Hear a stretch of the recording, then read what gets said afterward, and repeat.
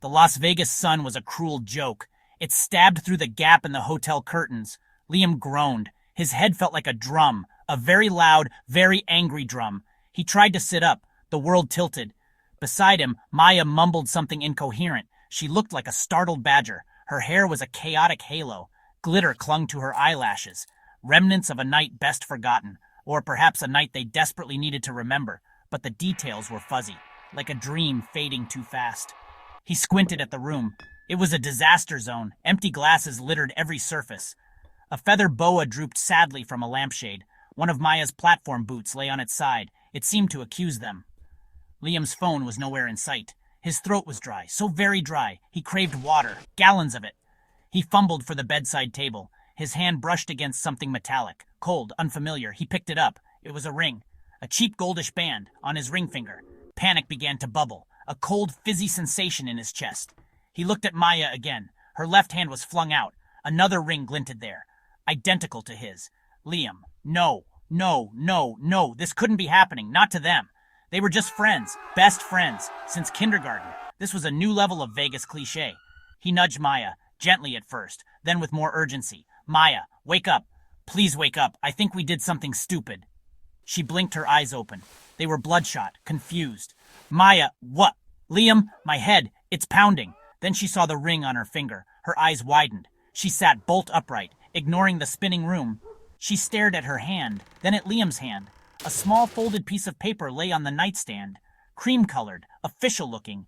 With a sickening lurch, Liam recognized it. It looked suspiciously like a marriage certificate. Oh, this was bad. This was very, very bad indeed. Marriage certificate, Maya read aloud. Her voice was flat, devoid of emotion, or perhaps full of too much. State of Nevada, Liam Miller, Maya Chen, joined in holy matrimony. Efficient Elvis Presley. An Elvis impersonator, of course. It had to be Elvis. This was Vegas, after all. Liam remembered flashes, a small chapel, too many neon lights, sequins, a lot of sequins, and a voice, a deep, resonant voice, singing. Or was it chanting? The certificate felt wrong in Maya's hand. The paper was too thick, too old-feeling, and the ink for their names seemed darker, almost wet. She touched it lightly. A smear of red came away on her fingertip, like blood. Not ink, definitely not ink. Maya, Liam, look at this. He leaned closer, his hangover momentarily forgotten, replaced by a new, more potent horror. It was blood, their signatures, dripping, slowly, impossibly. Liam, do you remember the vows? His voice was barely a whisper. Maya shook her head, then paused. Maya, something about forever? Something about beyond the veil? It sounded like song lyrics, bad song lyrics. But the memory came with a chill, a deep, bone-shaking chill, not the air conditioning. This was different. This was the cold of a place sunlight never touched. The Elvis hadn't just married them, he had bound them with something far stronger than cheap rings and a piece of paper. They needed to wash their faces, to feel human again, or try to. Liam stumbled into the bathroom first. He splashed cold water on his face. It did little to clear the fog in his head, or the dread in his stomach. He looked up, into the mirror, and screamed. It wasn't his reflection, not entirely. Behind him, shimmering, distorted, stood Elvis. The Elvis. His sequined suit seemed to pulse. His lips curled into a sneer. Or was it a growl? Elvis till death, and beyond. The voice echoed, not from the room, but from inside his head, and from the mirror. The image flickered, vanished. Liam was alone again, staring at his own pale, terrified face. His heart hammered against his ribs. He backed away from the mirror, slowly, then turned and fled the bathroom. Liam, Maya! He was there, in the mirror. He felt like he was losing his mind. Maybe the hangover was worse than he thought. Maybe this was all a hallucination. Maya rushed to his side. Maya, who? Who was where? She looked into the bathroom. Nothing. Just a steamy mirror and a discarded towel. Liam, Elvis, the Elvis. He spoke to me. She wanted to dismiss it, to say it was the stress, the lack of sleep, the probable gallons of alcohol. But the bleeding certificate lay on the bed, a stark crimson reminder. This wasn't normal. Nothing about this was normal. She cautiously approached her own compact mirror from her purse. She flipped it open, stared at her reflection. For a moment, nothing. Just her own tired, scared face. Then his eyes, those dark, absorbing eyes, reflected over her shoulder. She didn't turn. She couldn't. The growl came again, softer this time, a sibilant whisper, like dry leaves skittering across a tombstone. Elvis, forever, darlin'. The image faded. Maya snapped the compact shut. Her hands were shaking. This was real. Terrifyingly, absurdly real. They were married, by a demon, dressed as Elvis. They had to go back to the chapel. It was a long shot, a very long shot, but maybe there were answers there, or at least a less demonic Elvis. The address was on the certificate, the King's Eternal Love Chapel. It sounded so cheesy, so Vegas. Now, it sounded ominous. They took a cab. The driver hummed an old Elvis tune. Neither Liam nor Maya found it amusing. The city felt different in the daylight, sharper, more predatory, less like a playground, more like a trap. The chapel was small, tucked between a pawn shop and a 24-hour tattoo parlor. Neon signs flickered weakly in the desert sun. Inside it was dark and surprisingly cold. Candles burned everywhere, hundreds of them. But the flames didn't dance. They stood unnaturally still, and they gave off no heat, just a pale, unwavering light. The air was thick with the smell of old incense, and something else, something metallic, like old blood, or rusted machinery. Liam, this isn't right. He touched one of the candles. The wax was cold. The flame didn't waver. It didn't even seem to register his touch. He pulled his hand back quickly. Maya, these candles, they're not real. Not normal real. She pointed to the guest book. It was open, to their names. Below their signatures, another entry, scrawled in the same blood-red ink. Maya, welcome to the family. There were other names, dozens of them, stretching back years, decades, each with that same unsettling crimson script, faded with age but still distinct, still somehow wet. Were all these people married by the same Elvis? Were they all trapped? Liam felt a prickle on his skin, the sense of being watched. The humming grew louder. It was time to leave. Now. Section 5, the annulment quest, paperwork and portents. Their first stop was the internet. How to get an annulment in Vegas. The search results were surprisingly straightforward. Grounds for annulment, lack of consent due to intoxication. That was them. Definitely them. There were forms to fill out, offices to visit. It seemed almost manageable. For a brief, hopeful moment, they thought this nightmare could be solved with bureaucracy, with simple, mundane paperwork. They could file the forms, explain their situation. This demon Elvis was just a very, very weird part of the story. They downloaded the forms, printed them at the hotel business center. The printer jammed 3 times, each time on the page mentioning grounds for annulment. Coincidence? Probably. They hoped. They filled out the forms, carefully, precisely. Every detail of their drunken mistake. They omitted the part about the bleeding certificate, and the mirror Elvis, and the eternally burning candles. Who would believe them? They just needed this marriage undone. Legally, officially, armed with their paperwork, they headed to the Clark County Marriage License Bureau, or rather, the office that handled annulments. It was a sterile government building. Fluorescent lights hummed overhead. People waited in lines, looking bored or stressed, or both. It felt so normal, so blessedly, wonderfully normal. Maybe this would work. Maybe the demonic part was just a shared hallucination, a very vivid, very specific shared hallucination. They clung to that hope. They took a number, sat down on hard plastic chairs. The digital display flickered, showing the next number to be served. It seemed to stick on 665 for an unusually long time. Then it jumped to 667, skipping their number. Odd, Liam muttered. He checked their ticket. Number 666. Of course, it had to be. You can't make this stuff up. Maya laughed, a short, sharp, humorless sound. They waited and waited. Their number never came up. Section 6. County Clerk's Calamity, a Bureaucracy of Shadows. After an hour, Liam approached the information desk. The clerk barely looked up, her glasses perched on the end of her nose. Her name tag read Dolores. Our number was skipped, Liam explained, trying to keep the frustration out of his voice. Dolores sighed, a sigh that spoke of endless days and endless stupid questions. System glitches, She said without looking at him. Take another number. There was no apology, no concern, just flat bureaucratic indifference. They took another number, 713. They waited again. The air in the office seemed to grow heavier, colder. The fluorescent lights flickered more frequently now. One by one, they started to go out, plunging sections of the large room into shadow. People grumbled, but no one seemed overly alarmed, as if this was normal, as if government offices regularly descended into darkness.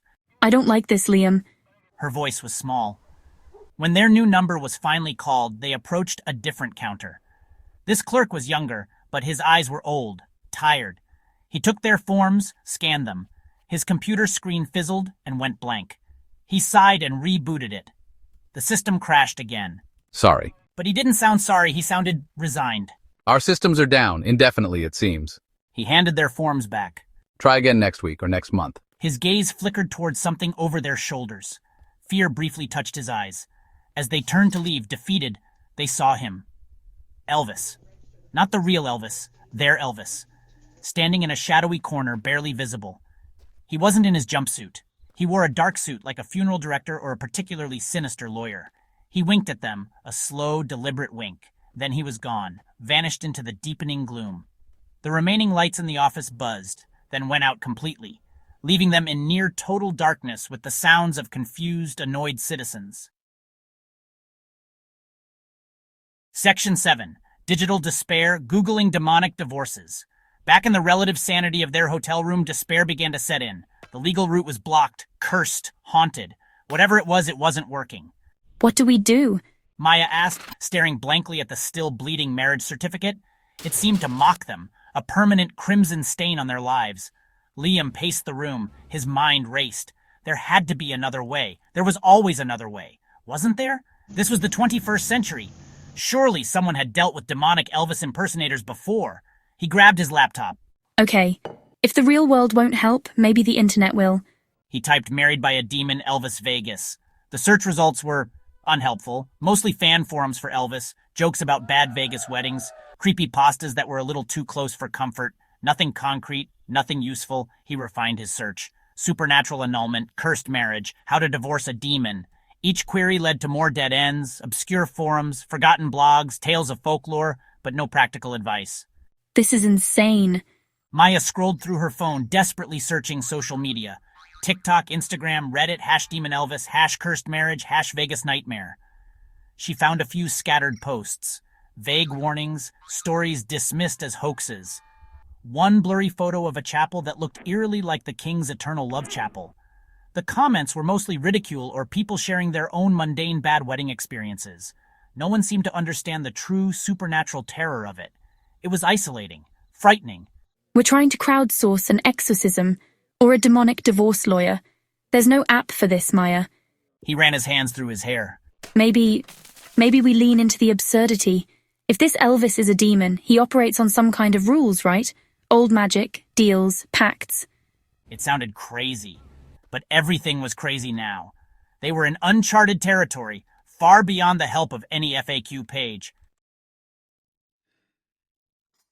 Section 8. An Audience with the King, the Infernal Offer. Just as Maya spoke of deals and pacts, the hotel room television flickered on. By itself. It showed static. Then a familiar face. Elvis. Their Elvis. Lounging on a velvet throne in what looked like a much grander, much more infernal version of the chapel. He smiled, that too-wide, predatory smile. Took you kids long enough? He crooned, his voice smooth as aged whiskey and cold as the grave. Liam and Maya stared, frozen, half expecting him to step out of the screen. So you want out of your sacred vows? So soon, my heart aches. He placed a hand dramatically over his chest, a parody of sincerity. But I'm a reasonable king, for a price, of course. Everything has a price, darlings. He leaned forward. His eyes seemed to pierce through the screen, directly into them, into their fear. What kind of price? Liam managed to stammer, his voice hoarse. He felt small, insignificant, facing something ancient and powerful and clearly amused by their predicament. Maya clutched his arm, her knuckles white. She was trying to be brave, but this was beyond any bravery she possessed. This was primal fear, the kind that whispered of things best left undisturbed, things that lurked in the dark places of the world. Elvis chuckled, a low, rumbling sound. Straight to business. I like that. Traditionally, for matters of the heart and soul. The price is, well, your souls. He said it so casually, as if discussing the weather or the price of a cheap souvenir. Eternal servitude. Standard contract. Non-negotiable, usually. He winked. But times change, even for us old-timers. He tapped a finger against his chin as if considering. A new terrifying thought occurred to him. However, I'm feeling modern, progressive even. So, I'll offer you an alternative. Narrator, media group, person looking contemplative, split image of soul and social media profile, stock, distribute equally. Section 9, souls or followers, the price of freedom. Your souls are tempting, of course, always a classic, good resale value in certain markets. Narrator, media group, man in dark suit leaning back on a throne made of social media icons, stock, distribute equally. He leaned back on his throne, a picture of demonic magnanimity. Or so he seemed to think. But I've been thinking about expanding my brand, my reach, my influence. Narrator, media group, Elvis impersonator smirking, man dressed as Elvis with a smartphone, stock and distribute equally. He smirked. So here's the deal, kids. You can give me your immortal souls. Or... Narrator, media group, hand gesturing towards digital icons, person surrounded by holographic screens. Stock, distribute equally. He gestured vaguely, as if encompassing the entire digital world. Liam and Maya exchanged a bewildered look. Souls, or what? What could possibly be an alternative to eternal damnation? What did a demon, even one impersonating Elvis, want with modern influence? Or you can get me 10,000 new, genuine, active Instagram followers. Narrator, he paused again, drawing out the suspense, enjoying their fear. You're serious? You want us to make you an influencer? Narrator. Media group. Grinning Elvis impersonator. Person showing phone screen with social media followers. Stock. Distribute equally. He beamed, as if this was the most reasonable offer in the world. Or hell. 10,000 Instagram followers for their freedom.